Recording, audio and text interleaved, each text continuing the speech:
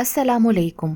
आज इस वीडियो में मैं आपको जायदाद की लालच में अपनी बेटियों को जिंदा सूली पर चढ़ाने के हवाले से एक सच्ची कहानी बताने जा रही हूँ।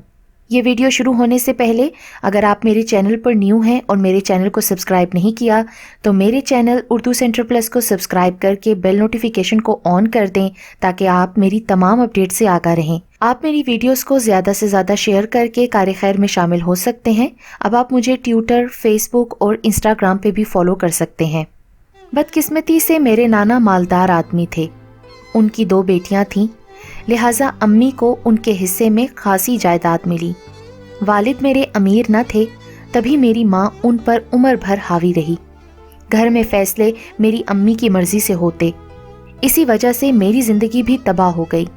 मेरी मंगनी मेरे ताया के बेटे नोमान से हुई तो माँ ने इस बात को अना का मसला बना लिया। उन्होंने वालिद के इंतकाल के बाद नोमान से मेरी मंगनी तोड़कर शादी अपने भांजे सालार से कर दी। सालार बहुत गुस्सावर थे।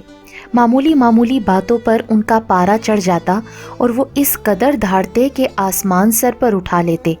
इसके बाद कई दिन बात ना करते, जैसे मुझसे बहुत बड़ा जुर्म सरजद हो गया हो। एक रोज़ उन्हें खाना देने में चंद मिनट देर हो गई तो वो खाने की ट्रे मुझ पर उलटकर घर से चले गए।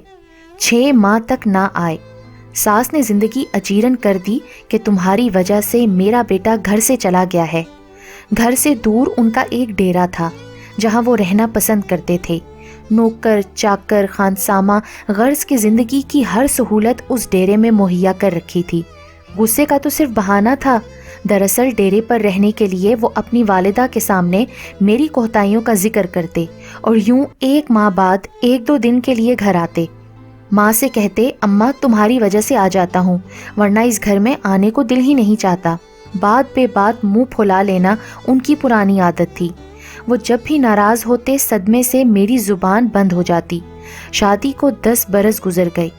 उनके सामने कभी जुबान खोलने की जुर्रत न कर सकी। बस आंसू बहाती और दुख अंदर ही अंदर उंडेलती रहती। मुसलसल ये दुख सहने से मेरा वजूद एक सिसकी बन गया। चेहरे पर दुख की दास्तान सबको लिखी नजर आने लगी। अब मैं लाख छुपाती, रिश्तेदार औरतें ताड़ जाती कि इस खामोश वजूद में कहीं कोई चिंगारी सुलगती है, और मैं इस चिंगारी को भड़कने से बचाने की हर मुमकिन कोशिश करती थी कि कहीं ये मेरे घर को ना जला दे, मेरे बच्चों की खुशियाँ राख ना हो जाएं। कैसे बताऊं कि ज़िंदगी के ये दिन किस तरह गुजारे। सारा दिन घर में लपसिए परेशान और उदास फिरती। शाम को बच्चे आ जाते तो कुछ शोर शराबे में वक्त कट जाता, मगर रात को तन्हाई का सांप डसने लगता और वो माजी मैं जिसे भूल जाना चाहती थी उसकी याद फिर से ताज़ा हो जाती। शोहर की मोहब्बत अगर हासिल हो तो औरत अपने माजी को भुला सकती है, लेकिन औरत चाहे अपना आप मिटा दे, अगर मर्द उसे माफ़ ना करे तो वो उसका दिल कभी नहीं जीत सकती, उसके मन में अपने लिए प्यार का गुलाब नहीं खिला सकती। अफसोस ये था कि जिसके लिए मैंने 1000 दुख उठाए, हर तकलीफ़ बर्दाश्त की, नोमान को भूल जाने की कसम भी खाई, मेरा शोहर मेरा ना हो सका और फिर अपनों के बख्शे हुए ज़ख्म उस बुझती शमा को और रोशन करते रहे।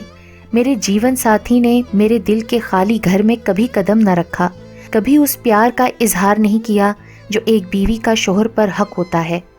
दौलत बुरी शय है जिसकी खातिर अपने भी खुदगर्ज बन जाते हैं।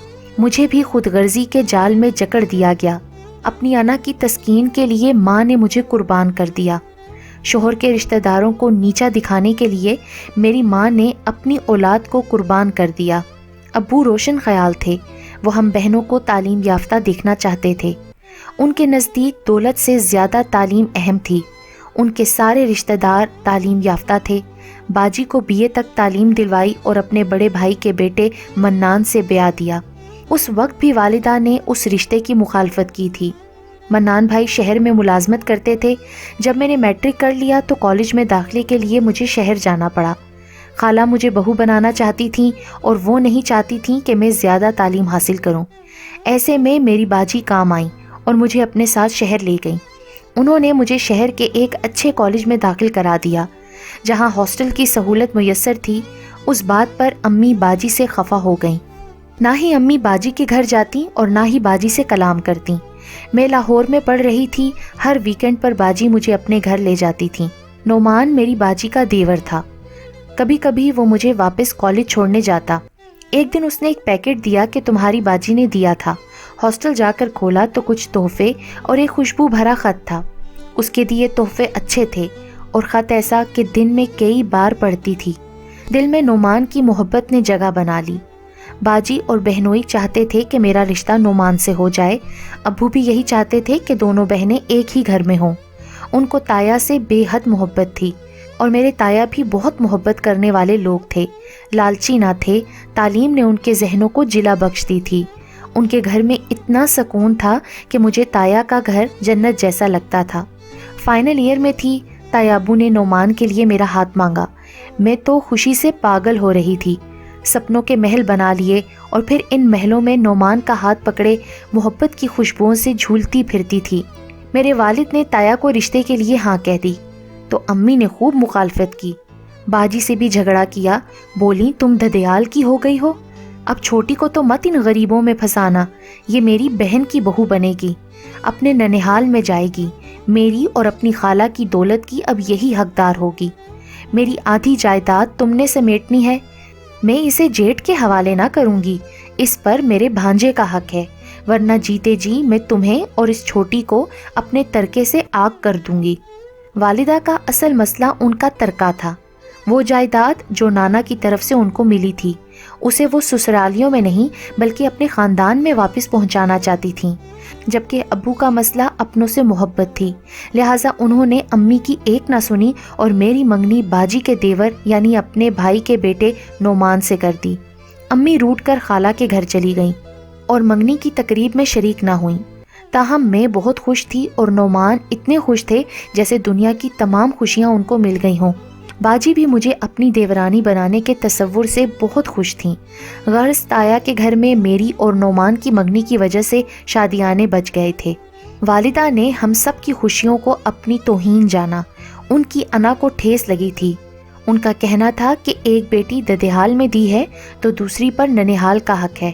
والد ان کی بات مان لیتے لیکن والدہ کا یہ بھانجا جس کا نام سالار تھا پہلے ہی ایک بیوی کو طلاق دے چکا تھا. 2 بچے اس سے چھین لیے تھے جو اب دادی کے پاس تھے اور سالار کی عمر اس وقت 40 سال تھی. وہ مجھ سے 17 برس بڑا تھا اور FA بھی نہ پاس کر سکا تھا. البتہ دولت کی کمی نہ تھی. والد صاحب کو یہ رشتہ کسی صورت موزوں نہ لگا. جبکہ والدہ جانتی تھیں کہ نانا کے ترکے کی جائیداد جو مجھے والدہ کی طرف سے ملنے والی تھی وہ بھی نعمان کو جائے گی اگر میرا رشتہ وہاں ہو گیا. میں نے والدہ سے کہا کہ آپ کی طرف سے جو جائیداد ملنی ہے وہ بے شک آپ مجھے نہ دیں لیکن ابو سے جھگڑا نہ کریں. اس بات کو دل سے انہوں نے تسلیم نہ کیا اور تایا کے گھر والوں سے بغض پا لیا. انہوں نے والد کے فیصلے کو اپنی شکست جانا. میں نعمان سے منگنی ہونے پر پھولے نہ سمائی تھی. وہ پہلے ہی میرے سپنوں کا شہزادہ تھا. اب اٹھتے بیٹھتے سوتے جاگتے اسی کے خواب نظر آنے لگے. امی البتہ ناراض تھیں. انہوں نے دھمکی دی کہ اگر یہ شادی ہوئی تو وہ اس شادی میں شامل نہ ہوں گی. ابو نے اس دھمکی کی بھی پرواہ نہ کی کہ وہ ہماری محبت سے واقف تھے. میرے سالانہ امتحان میں 3 ماہ باقی تھے. شادی کی تاریخ رکھی جا چکی تھی. تایا اور تائی نے بری تک بنا لی تھی. ہر شے میری پسند اور مرضی کے مطابق تھی. بس 3 ماہ باقی تھے لیکن یہ 3 ماہ بہت بھاری ہو گئے. میرے آخری پرچے کے دن اچانک میرے ابو دل کا دورہ پڑنے کی وجہ سے انتقال کر گئے. امی کی تو بن آئی. والد کے چلے جانے کے بعد انہوں نے نعمان سے میری منگنی ختم کرنے کا اعلان کر دیا.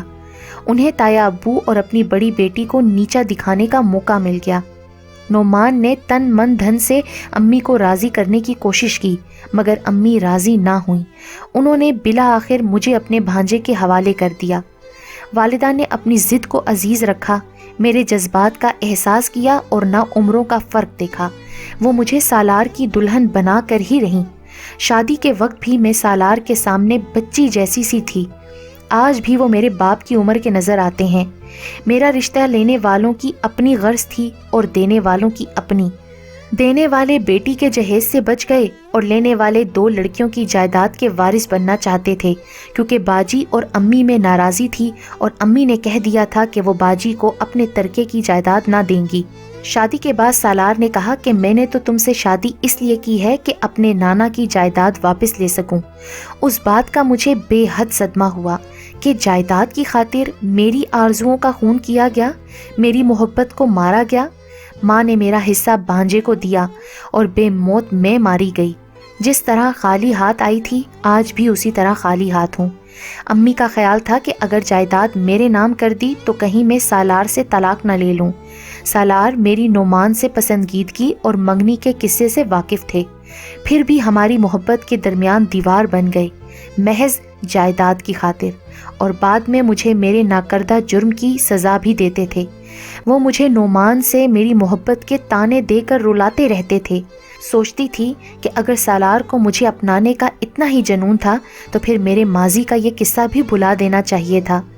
میں نے ان کے بچوں کی خاطر تنہائی کا عذاب بھی برداشت کیا۔ مجھے امی پر غصہ تھا، وہ بلاتی تھیں اور میں سسرال میں بے حد دکھی ہونے کے باوجود امی کے پاس نہ جاتی تھی، لیکن جب بیمار پڑ گئیں تو پورے 8 سال بعد ان سے ملنے میکے گئی۔ اس وقت تک میرے 3 بچے ہو چکے تھے۔ آج والدہ حیات نہیں ہے، ان کی مغفرت کی دعا ضرور کرتی ہوں، لیکن ان کی انا کی خاطر جو میرا حال ہوا ہے، میرے صبر پر دیکھنے والے بھی داد دیتے ہیں۔ میں اپنے بچوں کی خاطر سالار سے نظر نہ آنے والی بیڑیوں سے بندھی ہوں۔ بقول باجی، میری بہن نے تو نانا کے ترکے کے بدلے قید بامشقت کاٹی ہے، اور ترکہ بھی ایسا جو میرے کسی کام نہ آیا۔ کیسے کیسے زخم میں نے کھائے مگر احتجاج نہ کر سکی۔ سالار نے دوسری شادی کر لی، اس بیوی کو عیش کرایا، اسی کے پاس رہتے ہیں اور مجھے کہتے ہیں اگر میں نے دوسری شادی کر لی ہے تو کون سا گناہ کیا ہے، یہ تو میرا حق بنتا ہے۔ تم بھی تو ماضی میں نعمان سے محبت کرتی تھیں، کیا پتا اب بھی وہ تمہارے دل میں بستا ہو۔ ان کے ایسے الفاظ سن کر جی چاہتا ہے مر جاؤں اور مر کر ان تانوں سے نجات حاصل کر لوں، مگر موت بھی اپنے بس میں تو نہیں۔ اے کاش اولاد کی زندگی کا فیصلہ کرتے وقت ماں اور باپ دونوں سمجھداری سے کام لیں، خصوصاً جب معاملہ بیٹی کا ہو، کیونکہ بیٹی ویسے ہی مجبور ہوتی ہے۔ اگر اپنی مرضی کرنا چاہے تو باغی، بے لحاظ اور نافرمان ٹھہرتی ہے۔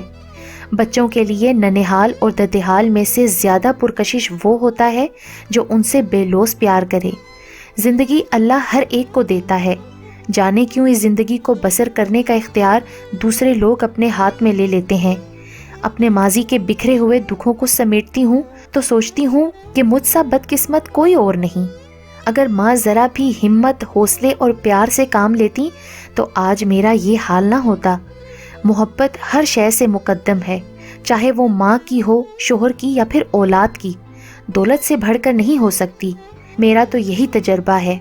یہ جائیداد، یہ دولت، یہ مال فتنہ ہے۔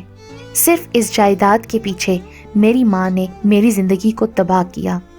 خدارا آپ جب بھی اپنی بیٹیوں کی شادیوں کے فیصلے کریں تو بے حد سوچ سمجھ کر کریں۔